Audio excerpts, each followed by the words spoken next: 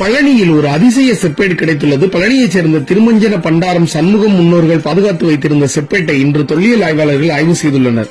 இந்த செப்பேடு கிட்டத்தட்ட 3 கிலோ எடையும் 49 சென்டிமீட்டர் உயரமும் 30 சென்டிமீட்டர் அகலமும் கொண்டுள்ளது. 1363 ஆண்டைச் சேர்ந்தது. இதில் ஆண்டும் தை மாதம் 25ஆம் தேதி வியாழக்கிழமை தைப்பூச நாளில் சின்னப்ப நாயக்கர், புலிப்பாணி, பழனி கவுண்டர் ஆகியோரை சாட்சியாக வைத்து எழுதப்பட்டது என்று எழுதியுள்ளது. இதில் 518 பேர் கையொப்பமும் இட்டுள்ளனர். இந்த செப்பேட்டில் விநாயகர், கைலாசநாதர், பெரியநாயகி அம்மன், முருகன், செவ்வந்தி பண்டாரம், 1000 வைசியர்களின் சின்னமான செக்கு உள்ளது. மேலும் முருகனின் புகழ் 5 பாடல்களாக இதில் பாடப்பட்டுள்ளன. 2 நாட்களுக்கு முன்புதான் நமது காணொலியில் 1650 வரை பழனி முருகன் கோவிலில் பண்டார சமுதாயத்தினர் பூஜை செய்து வந்தனர் என்று கூறியுள்ளோம்.